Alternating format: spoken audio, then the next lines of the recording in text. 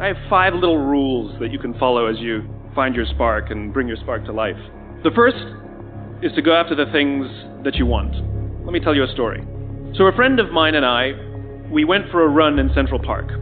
The Roadrunners organization, on the weekends, they host races. And it's very common at the end of the race, they'll have a sponsor who will give away something, apples or bagels or something. And on this particular day, when we got to the end of the run, there were some free bagels. And they had picnic tables set up, and on one side was a group of volunteers.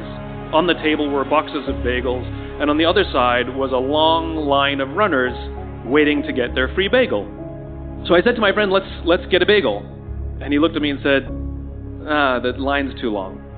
And I said, free bagel. And he said, I don't want to wait in line. And I was like, free bagel. And he says, it's too long. And that's when I realized that there's 2 ways to see the world. Some people see the thing that they want, and some people see the thing that prevents them from getting the thing that they want. I could only see the bagels. He could only see the line. And so I walked up to the line.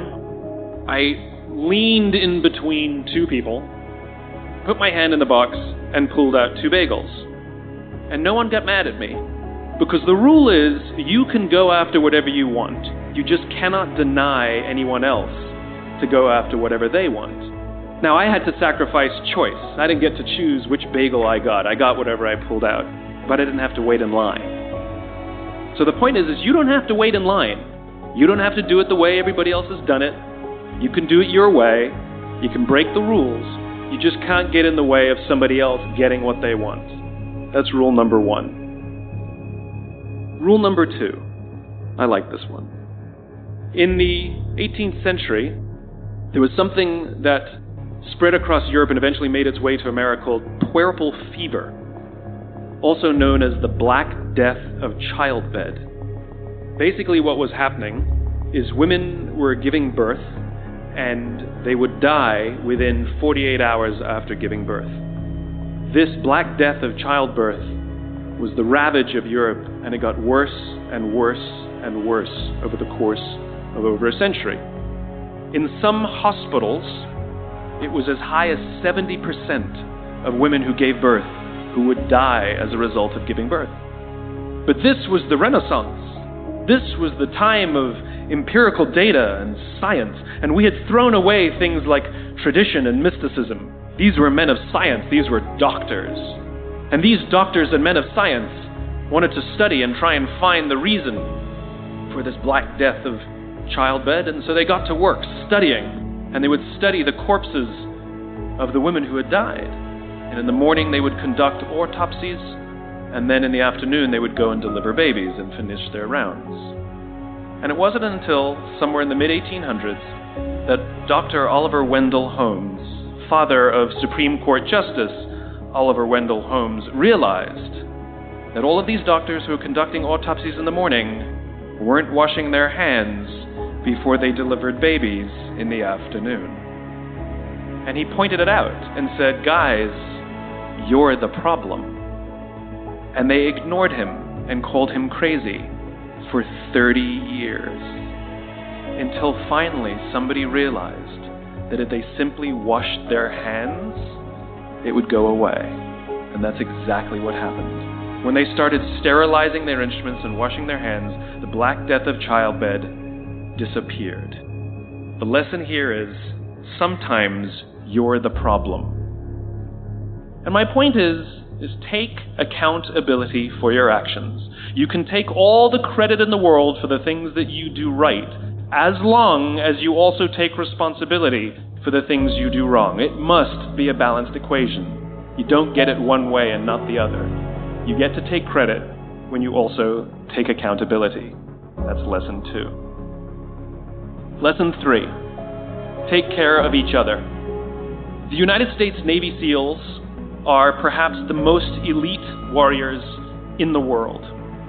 And one of the SEALs was asked, who makes it through the selection process? Who is able to become a SEAL? And his answer was, I can't tell you the kind of person that becomes a seal. I can't tell you the kind of person that makes it through buds. But I can tell you the kind of people who don't become seals.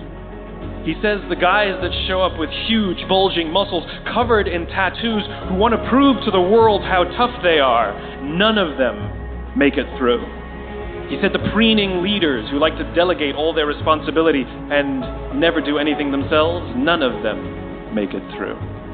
He said the star college athletes who've never really been tested to the core of their being, none of them make it through.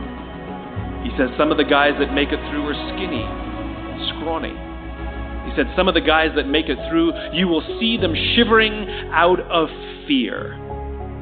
He says, however, all the guys that make it through, when they find themselves physically spent, emotionally spent, when they have nothing left to give physically or emotionally, somehow, some way, they are able to find the energy to dig down deep inside themselves, to find the energy to help the guy next to them. They become seals, he said. You want to be an elite warrior. It's not about how tough you are. It's not about how smart you are. It's not about how fast you are. If you want to be an elite warrior, you better get really, really good at helping the person to the left of you and helping the person to the right of you. Because that's how people advance in the world. The world is too dangerous and the world is too difficult for you to think that you can do these things alone. If you find your spark, I commend you. Now, who are you going to ask for help, and when are you going to accept help when it's offered? Learn that skill. Learn by practicing helping each other. It'll be the single most valuable thing you ever learn in your entire life. To accept help when it's offered and to ask for it when you know that you can't do it. The amazing thing is when you learn to ask for help, you'll discover that there are people all around you who've always wanted to help you. They just didn't think you needed it because you kept pretending that you had everything under control. And the minute you say, I don't know what I'm doing, I'm stuck, I'm scared, I don't think I can do this, you will find that lots of people who love you will rush in and take care of you. But that'll only happen if you learn to take care of them first. Lesson 4. Nelson Mandela is a particularly special case study in the leadership world because he is universally regarded as a great leader. You can take other personalities, and depending on the nation you go to, we have different opinions about other personalities. But Nelson Mandela, across the world, is universally regarded as a great leader. He was actually the son of a tribal chief. And he was asked one day, how did you learn to be a great leader? And he responded that he would go with his father to tribal meetings. And he remembers two things when his father would meet with other elders. One, they would always sit in a circle. And two, his father was always the last to speak. You will be told your whole life that you need to learn to listen. I would say that you need to learn to be the last to speak. I see it in boardrooms every day of the week. Even people who consider themselves good leaders, who may actually be decent leaders, will walk into a room and say, here's the problem, here's what I think, but I'm interested in your opinion, let's go around the room. It's too late. The skill to hold your opinions to yourself until everyone has spoken does two things. One, it gives everybody else the feeling that they have been heard. It gives everyone else the ability to feel that they have contributed. And two, you get the benefit of hearing what everybody else has to think before you render your opinion. The skill is really to keep your opinions to yourself. If you agree with somebody, don't nod yes. If you disagree with somebody, don't nod no. Simply sit there, take it all in, and the only thing you're allowed to do is ask questions so that you can understand what they mean and why they have the opinion that they have. You must understand from where they are speaking, why they have the opinion they have, not just what they are saying. And at the end, you will get your turn. It sounds easy. It's not. Practice being the last to speak. That's what Nelson Mandela did. Number 5, my favorite one of all. True story. There was a former Undersecretary of Defense who was invited to give a speech at a large conference, about 1,000 people. And he was standing on the stage with his cup of coffee in a styrofoam cup, giving his prepared remarks with his PowerPoint behind him. And he took a sip of his coffee and he smiled and he looked down at the coffee.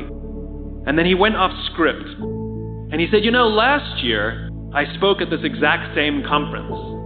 Last year I was still the undersecretary. And when I spoke here last year, they flew me here business class.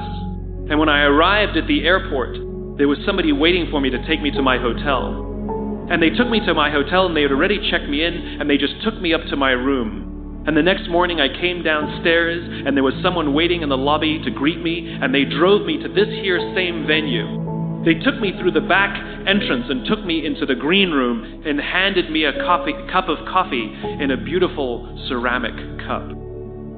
He says, I'm no longer the undersecretary. I flew here coach.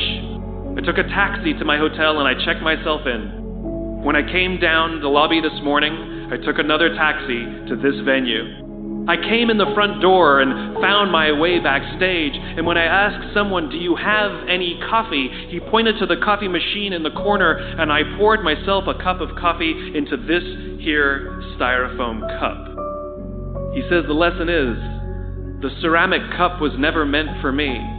It was meant for the position I held. I deserve a styrofoam cup. Remember this. As you gain fame, as you gain fortune, as you gain position and seniority, people will treat you better. They will hold doors open for you. They will get you a cup of tea and coffee without you even asking. They will call you sir and ma'am, and they will give you stuff. None of that stuff is meant for you. That stuff is meant for the position you hold. It is meant for the level that you have achieved of leader or success or whatever you want to call it. But you will always deserve a styrofoam cup. Remember that. Remember that lesson of humility and gratitude. You can accept all the free stuff. You can accept all the perks. Absolutely, you can enjoy them. But just be grateful for them and know that they're not for you. That none of us deserve the perks that we get. We all deserve a styrofoam cup.